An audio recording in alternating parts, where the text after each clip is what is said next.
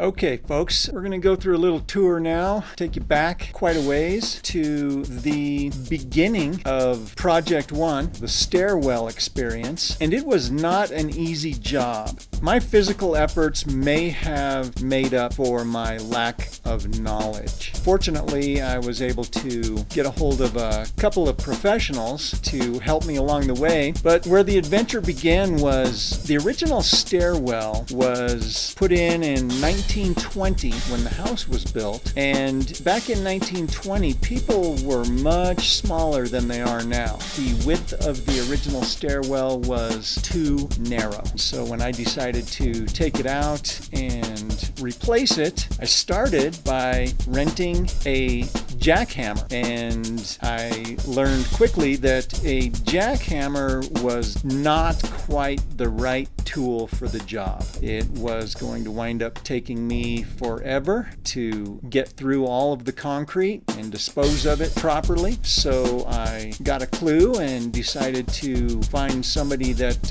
was willing to operate a mini excavator, and I did luck out and I found a quality gentleman, and he was willing to operate the mini excavator. I rented it, he operated it, and together he and I were able to extract the old stairwell and widen the space out by at least 50%. And it was actually him, a very wise gentleman, who told me if you want to get a job done correctly, you have to learn to do it yourself. And I tried to live up to that standard throughout the course of this project. Of course, there were some things that I wasn't able to do or didn't have the time to learn how to do it, so I had to enlist some professionals along the way. At any rate, we did get all the concrete out and we got the hole dug, and he suggested instead of the standard French drain that was an option for the bottom of the stairwell, I could use this system that he suggested. And what we're looking at here is it's about 2.5 feet deep. It is a half of a tube.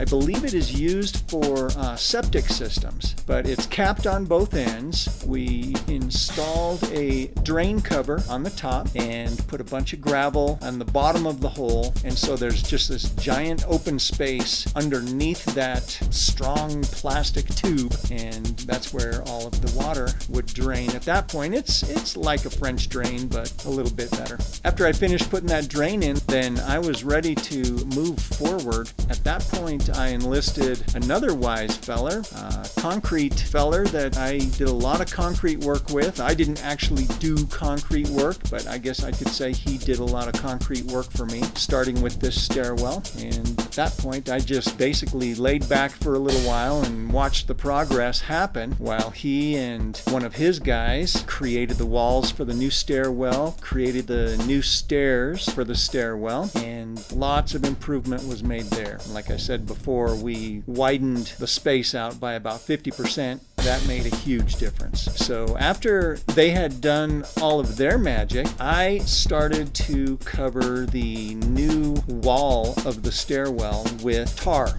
Slathered it on there nice and thick. The reason you want to use that tar is to protect whatever is below the ground from early decay, I guess is a good way to put it. So it kind of lengthens the life of the concrete. Even though concrete lasts for damn near ever, it just kind of helps to lengthen its lifespan. After I had glopped on all of the tar and let it cure, then it was time to backfill the hole. I started shoveling one shovel at a time, and after about every foot or so, I would use this old large fence post as a tamper and made sure that it was all tamped really good in there and solid, and worked my way up.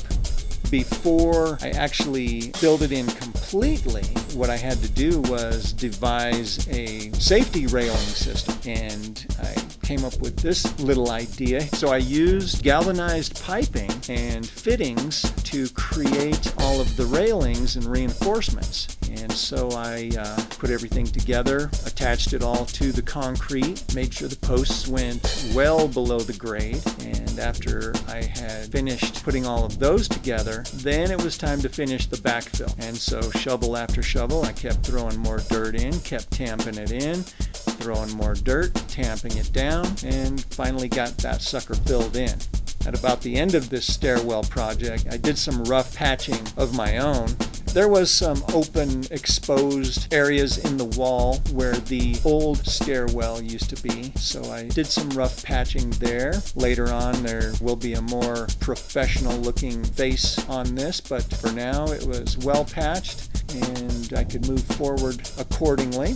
And so as it works now, I've got a nice large stairwell for this basement project, and it served its purpose well, and it continues to serve its purpose well because it makes it a lot easier to move material in and out while working on Project 1. And so thanks for hanging out with me one more time for this little story about Project 1. I hope to bring you guys more updates in the not too distant future. It is still moving forward and things are starting to come together nicely. Once again, thanks for dropping by. Don't forget to subscribe to my channel and like and share and comment on all of the videos that you watch. All right, for now you guys go out there and have a great day, and I'll catch you next time.